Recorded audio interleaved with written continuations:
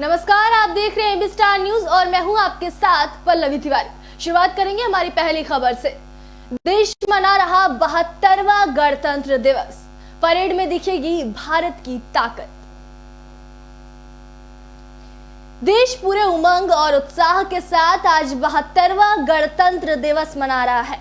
इस अवसर पर राजपथ पर ऐतिहासिक परेड निकलेगी, जिसमें पूरी दुनिया भारत की सांस्कृतिक विरासत और सैन्य ताकत की झलक देखेगी। इस बार का परेड कई मायनों में खास होने वाला है। राफेल लड़ाकू विमान इसका मुख्य आकर्षण होगा। आपको बता दें कि गणतंत्र दिवस समारोह के मद्देनजर दिल्ली में सुरक्षा के पुख्ता इंतजाम किए गए हैं। पूरी राजधानी अभेद्य किले में तब्दील हो गई है। वहीं जमीन से लेकर आसमान तक कड़ा पहरा है। चप्पे चप्पे पर पुलिस और पैरामिलिट्री तैनात है। आपको बता दें कि सोमवार रात 12 बजे से ही दिल्ली की सभी सीमाएं सील कर दी गई थी। एंट्री उन्हें ही मिलेगी जिन्हें अति आवश्यक काम होगा। गणतंत्र दिवस पर सशस्त्र बलों की झांकी के अलावा 17 झांकियां विभिन्न राज्यों की होंगी। केंद्र सरकार के विभिन्न मंत्रालयों विभाग की 9 झांकियां और अर्धसैनिक बलों और रक्षा मंत्रालय की 6 झांकियां होंगी। प्रधानमंत्री नरेंद्र मोदी राष्ट्रीय युद्ध स्मारक पर जाएंगे और वहां शहीदों को पुष्पांजलि अर्पित करेंगे।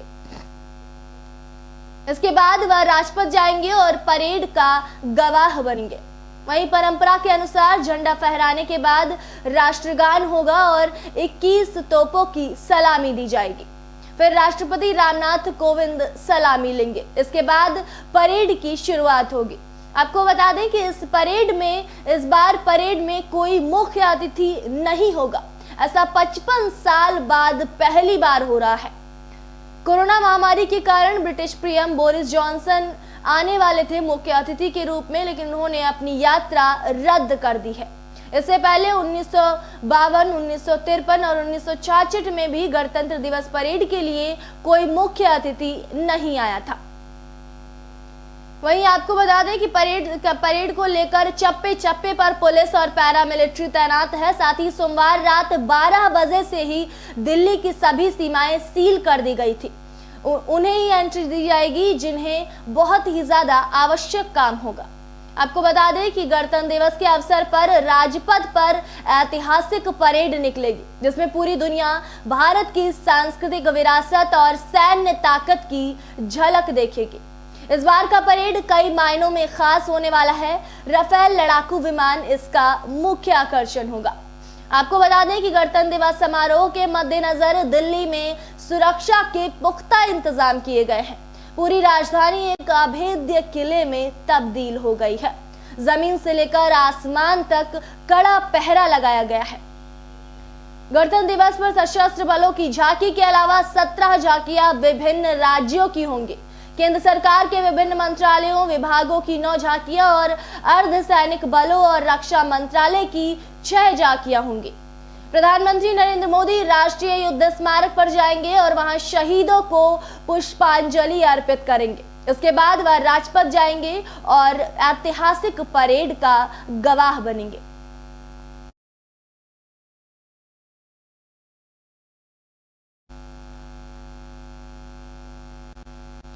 ट्रैक्टर परेड के मद्देनजर कड़ी सुरक्षा का इंतजाम किया गया है। 50,000 जवान तैनात किए गए हैं। देश भर में मंगलवार को पूरे उमंग और उत्साह के साथ गणतंत्र दिवस मनाया जा रहा है। गणतंत्र दिवस समारोह और किसानों की ट्रैक्टर परेड के मद्देनजर राजधानी दिल्ली को अभेद्य किले में तब्दील कर दिया गया है। वहीं आपको बता दें कि मुख्य आयोजन राजपथ पर होगा, जहां से केवल झांकियां ही लाल किला तक जाएंगी और दोपहर में वहां से वापस लौट आएंगी।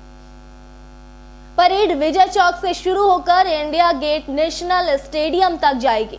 भारत पर्व के आयोजन को भी रद्द कर दिया गया है। आपको बता दें कि पाकिस्तान द्वारा गड़बड़ी फैलाने की आशंका के मद्देनजर जमीन से आसमान तक सुरक्षा बलों का कड़ा पहरा रहेगा। चप्पे चप्पे पर पुलिस और पैरामिलिट्री की तैनाती की गई है। एनएसजी, एसपीजी और सेना के अलावा सुरक्षा एजेंसियों ने भी सुरक्षा का जिम्मा संभाल लिया है। साथ ही आपको बता दें कि सोमवार रात 12 बजे से ही दिल्ली की सभी सीमाएं सील कर दी गई हैं। तमाम छानबीन के बाद केवल उन्हीं लोगों और वाहनों को दिल्ली में प्रवेश की इजाजत मिलेगी जिन्हें बहुत ही जरूरी काम होगा। सभी सीमाओं पर बड़ी संख्या में सुरक्षा बलों की तैनाती की गई है। आपको बता दें कि पुलिस आयुक्त एसएन श्रीवास्तव ने सभी आला अधिकारियों को निर्देश दिए हैं कि वे अपने अपने इलाकों में गणतंत्र दिवस समारोह समाप्त होने तक सतर्क रहें।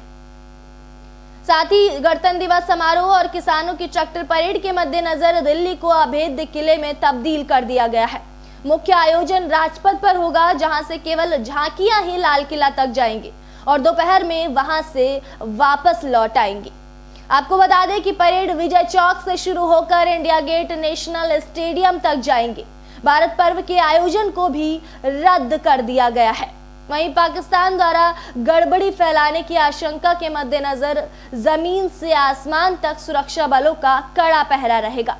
चप्पे चप्पे पर पुलिस और पैरामिलिट्री की तैनाती की गई है। साथ ही आपको बता दें कि एनएसजी, एसपीजी और सेना के अलावा सुरक्षा एजेंसियों ने भी सुरक्षा का जिम्मा संभाल लिया है। साथ ही सोमवार रात 12 बजे से ही दिल्ली की सभी सीमाएं सील कर दी गई थी। तमाम छानबीन के बाद केवल उन्हीं लोगों और वाहनों को दिल्ली में प्रवेश की इजाजत मिलेगी जिन्हें बहुत ही जरूरी काम होगा। सभी सीमाओं पर बड़ी संख्या में सुरक्षा बलों की तैनाती की गई है।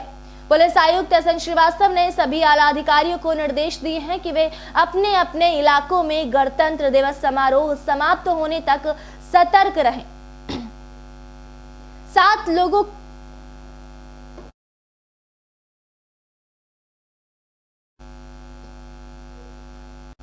वहीं आपको बता दें कि आज प्रधानमंत्री नरेंद्र मोदी द्वारा 119 लोगों को पुरस्कार वितरण किया जाएगा। 7 लोगों को पद्म विभूषण मिलेगा। गणतंत्र दिवस के मौके पर दिए जाने वाले पद्म पुरस्कारों का ऐलान कर दिया गया था। इस बार 7 हस्तियों को पद्म विभूषण, 10 को पद्म भूषण और 102 को पद्मश्री पुरस्कार देने की घोषणा की गई है।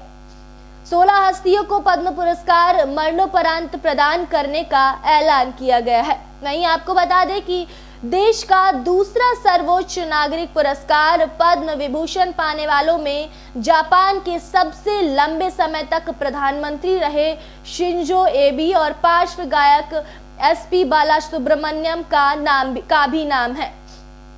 वहीं असम के पूर्व मुख्यमंत्री तरुण गोगोई, पूर्व केंद्रीय मंत्री रामविलास पासवान और पूर्व लोकसभा स्पीकर सुमित्रा महाजन को पद्म भूषण से नवाजा जाएगा। साथ ही आपको बता दें कि प्रधानमंत्री नरेंद्र मोदी ने पद्म पुरस्कारों के ऐलान पर कहा, हमें उन सभी पर गर्व है जिन्हें पद्म पुरस्कारों से सम्मानित किया गया है। भारत राष्ट्र और मानवता के लिए उनके योगदान को स्वीकार करता है। जीवन के विभिन्न क्षेत्रों के ये असाधारण व्यक्ति दूसरों के जीवन में गुणात्मक परिवर्तन लाए हैं। आपको बता दें कि इस बार 119 लोगों को पुरस्कार दिए जाने का ऐलान किया जा चुका है। 7 हस्तियों को पद्म विभूषण, 10 को पद्म भूषण और 102 को पद्मश्री पुरस्कार देने की घोषणा की गई है। 16 हस्तियों को पद्म पुरस्कार मरणोपरांत प्रदान करने का ऐलान किया गया है। वहीं आपको बता दें कि देश का दूसरा सर्वोच्च नागरिक पुरस्कार पद्म विभूषण पाने वालों में से जापान के लंबे समय तक प्रधानमंत्री रहे शिंजो एबे और पार्श्व गायक एसपी बालासुब्रमण्यम का भी नाम है। वहीं असम के पूर्व मुख्यमंत्री तरुण गोगोई को भी मरणोपरांत, पूर्व केंद्रीय मंत्री रामविलास पासवान को भी मरणोपरांत और पूर्व लोकसभा स्पीकर सुमित्रा महाजन को पद्म भूषण से नवाजा जाएगा। साथ ही प्रधानमंत्री नरेंद्र मोदी ने पद्म पुरस्कारों के ऐलान पर कहा कि हमें उन सभी पर गर्व है जिन्हें पद्म पुरस्कारों से सम्मानित किया गया है। भारत राष्ट्र और मानवता के लिए उनके योगदान को स्वीकार करता है।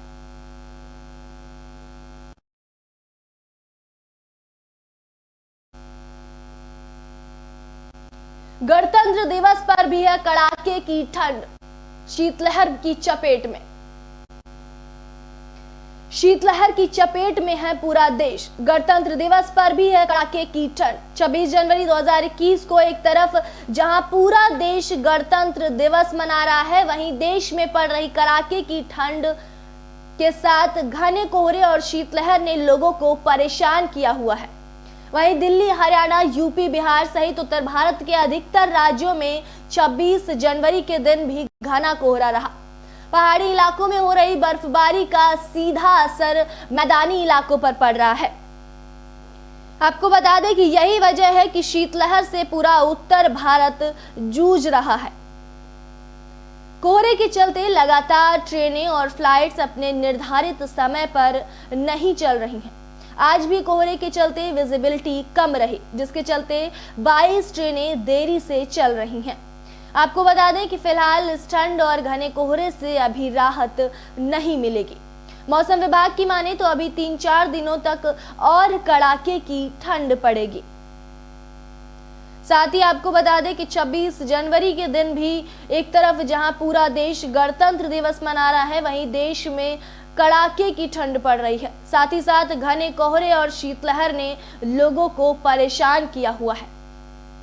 दिल्ली, हरियाणा, यूपी, बिहार सहित उत्तर भारत के अधिकतर राज्यों में 26 जनवरी के दिन भी घना कोहरा रहा। पहाड़ी इलाकों में हो रही बर्फबारी का सीधा असर मैदानी इलाकों पर पड़ रहा है। यही वजह है कि शीतलहर से पूरा उत्तर भारत जूझ रहा है। आपको बता दें कि कोहरे के चलते लगातार ट्रेनें और फ्लाइट्स अपने निर्धारित समय पर नहीं जा पा रही हैं। आज भी कोहरे के चलते विजिबिलिटी कम रही, जिसके चलते 22 ट्रेनें देरी से चल रही हैं। फिलहाल इस ठंड और घने कोहरे से अभी राहत नहीं मिलेगी।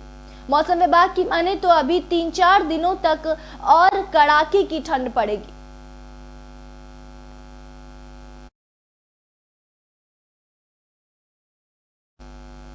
आपको बता दें कि किसानों के ट्रैक्टर पड़े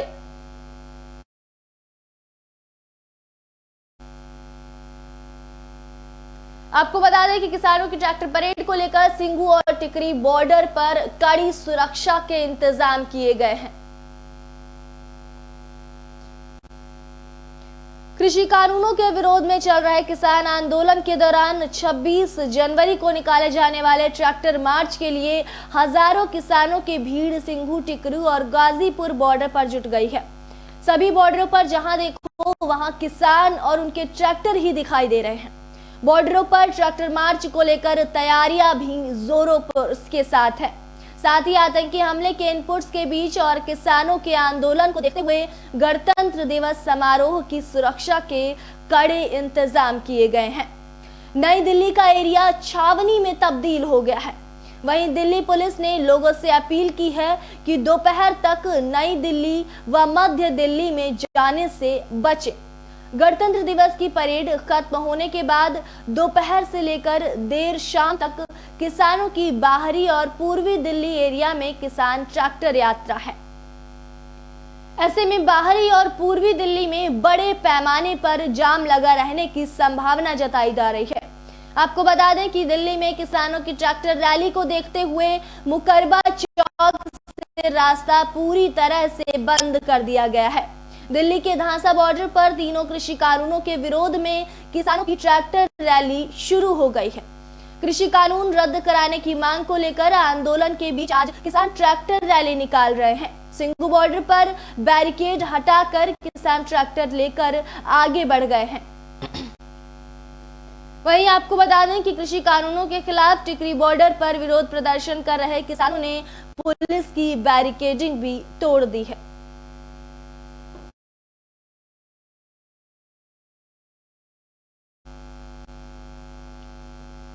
दिल्ली में आज ट्रैक्टर परेड और गणतंत्र परेड को लेकर पुलिस ने दिशा निर्देश जारी किए हैं।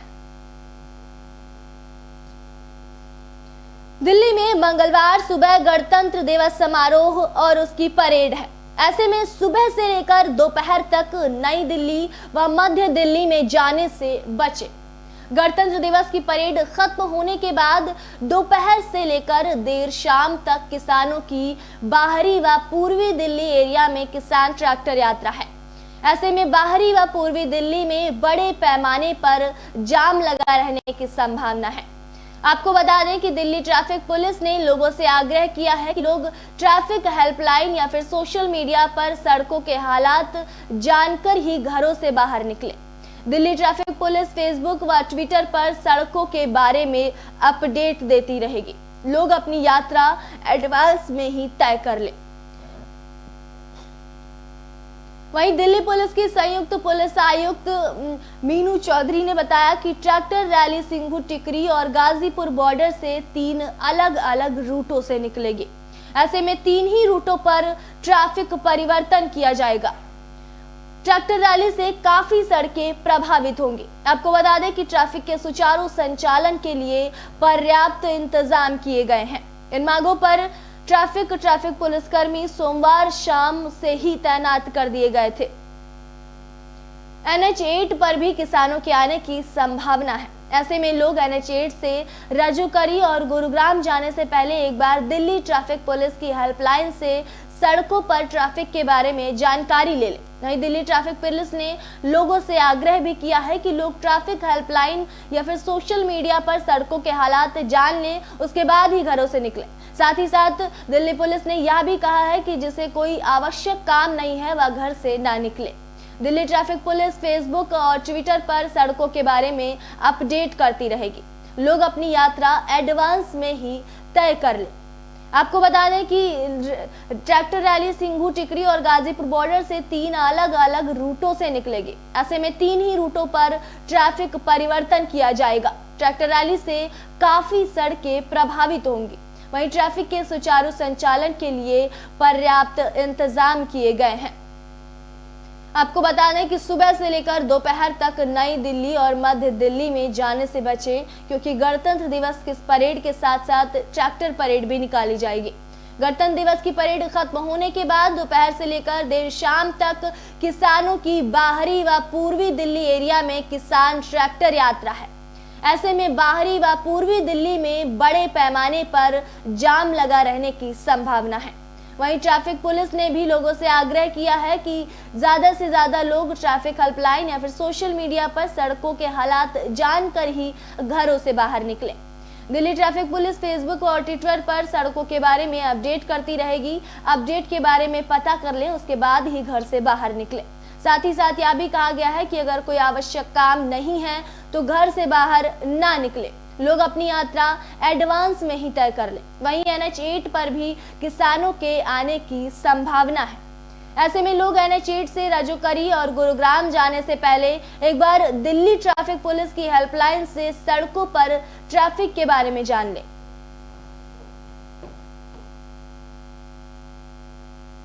अभी के लिए खबरों में इतना ही। फिलहाल देश और दुनिया की तमाम बड़ी खबरों के लिए देखते रहिए AB स्टार न्यूज। नमस्कार।